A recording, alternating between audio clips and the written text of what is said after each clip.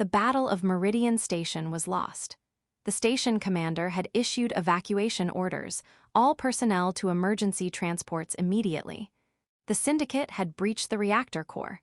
They had minutes before the explosion. Sergeant James Fletcher was part of the rear guard, checking for stragglers in Section D when he heard the distress call. "This is Dr. Mira Valesh, Medical Bay D7. I'm trapped under structural collapse. Requesting immediate assistance." James recognized the name. Dr. Valesh was a Silvari physician who'd been treating coalition wounded for 3 weeks.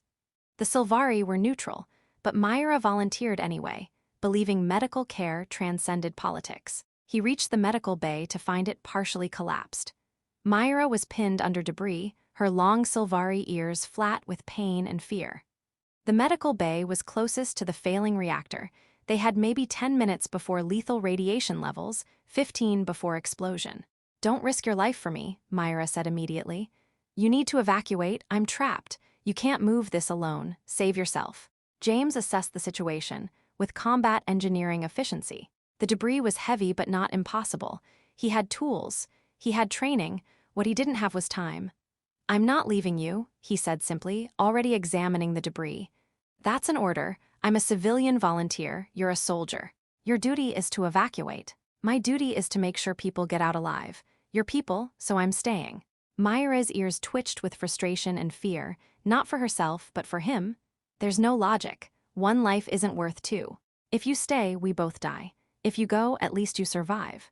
"Math's never been my strong point," James replied, his hands bleeding as he leveraged twisted metal. "I prefer decisions based on what I can live with, and I can't live with leaving someone to die when I could have tried." James worked with methodical urgency.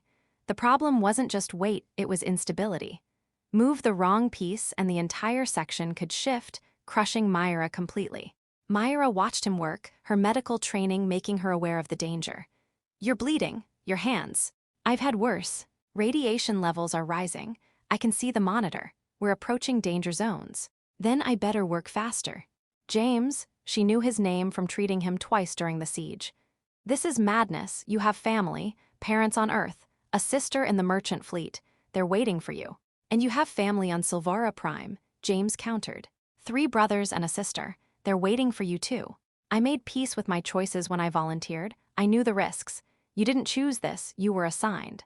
James paused, meeting her eyes. "You chose this because you believe in helping people regardless of sides.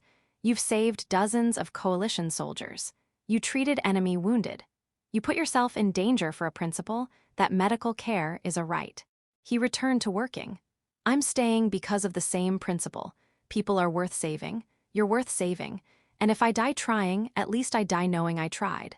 Mira was silent then. Is this a human thing? This illogical devotion to individuals even when survival demands sacrifice? Maybe, or maybe it's just a me thing. But I'd rather be illogical and decent than logical and leave people to die. The building shook, the reactor destabilizing. They had maybe 5 minutes. James was making progress, but not fast enough. His unit had probably left. Transports were leaving. "I'm sorry," Mira said quietly. "I'm sorry you're going to die because of me. We're not dead yet, and I'm not sorry. If I'm going to die, at least it'll be doing something that matters."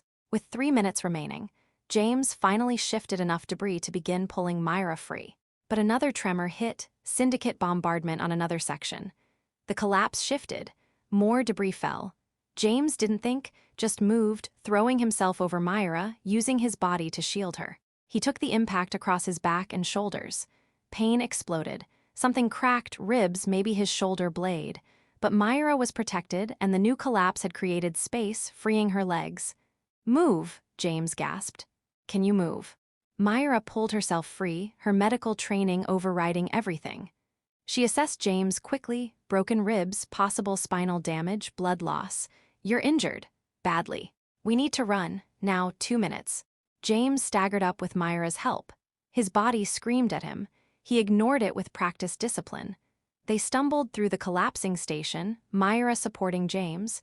Radiation alarms constant, emergency lighting failing. Behind them, reactor containment giving way. They reached the emergency airlock, the last exit. Outside was vacuum, but there was an emergency shelter pod. James and Myra fell through the airlock into the pod, sealed it, activated emergency thrusters just as the reactor went critical. The explosion was massive. Meridian Station ceased to exist. The shelter pod was caught in the shockwave, tumbling through space, emergency beacon activating. Inside, they were thrown around despite restraints. James's injuries worsened. He faded in and out of consciousness. Myra, her medical training the only thing keeping her focused, did what she could with minimal supplies.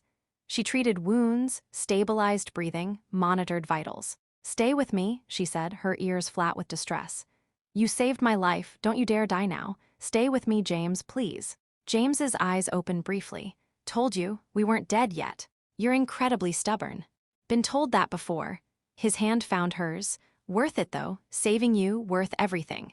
Myra's tears fell. "Silvari don't cry often. Why was I worth this much?" James's answer was simple, through pain and fading consciousness. "Because everyone's worth saving. And because, somewhere along the way, you stopped being just someone who needed help. You became someone I." He trailed off, consciousness fading. Myra held his hand tighter, monitoring pulse, praying that rescue would come in time. Rescue came 2 hours later. A coalition patrol retrieved the pod. James was rushed to medical, his injuries critical. Myra refused to leave his side, assisting despite her own injuries and exhaustion. Surgery took 6 hours. Broken ribs had punctured his lung. Shoulder blade shattered. Significant blood loss. Radiation exposure at dangerous levels. But he was alive. With treatment, he'd recover. When James regained consciousness 3 days later, Myra was beside his bed. She looked exhausted, her ears drooping, but smiled when his eyes opened.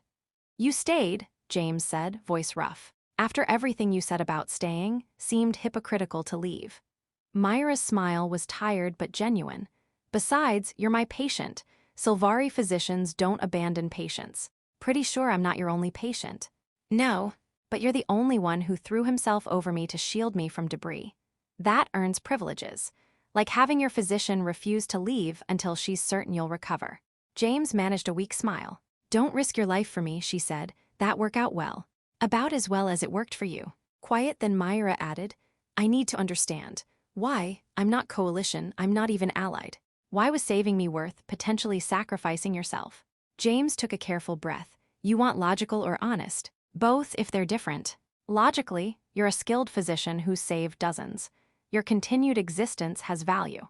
And honestly, I couldn't leave you because somewhere in 3 weeks of watching you treat everyone with the same care, somewhere in our conversations, somewhere in seeing you risk yourself for others, you stopped being just Dr. Valesh, you became Myra, someone I cared about, someone whose life mattered to me not because of calculations, but because you matter, to me, personally." Myra's ears lifted, surprised emotion. "That's not logical." "No, it's devotion. Maybe love, though saying that sounds insane. You risked your life for me, nearly died. That's more than most who claim love ever demonstrate." She took his hand. "In Silvari culture, we value logic. Emotion is problematic. But you taught me, sometimes the most important choices aren't logical. They're emotional, about caring enough to stay even when logic says run." She paused. "When you're recovered, when this is over, what happens then?" "I don't know. Logically, we go back to separate lives. And emotionally, I'd like to see if there's something here, if you're interested." Myra's ears expressed cautious hope. "I think I am. You showed me that staying, even when illogical and dangerous, can be the most meaningful choice. I'd like to see what happens if we both choose to stay. Not in a collapsing station, but in each other's lives." "That's probably complicated. Most worthwhile things are." Months later, after full recovery and war-entering negotiations, after Myra returned to medical work and James to reconstruction, they made time to see each other. Not often, their lives didn't align easily, but when they did meet, there was something genuine. Something built on James refusing to leave Myra and Myra refusing to let him die after he saved her. It wasn't fairy tale romance, complicated by logistics, species differences, dedication to work, but it was real. Built on devotion demonstrated through action, on staying when logic said run. When people asked Myra about Meridian Station, she told them about James. "He was ordered to evacuate. I begged him to save himself. But he stayed anyway, nearly dying because he refused to abandon me. That taught me that devotion means staying even when it costs everything. In a universe of cold logic, he showed me that sometimes love is the illogical choice to value one person's life above your own safety. And James carried the memory, not as trauma,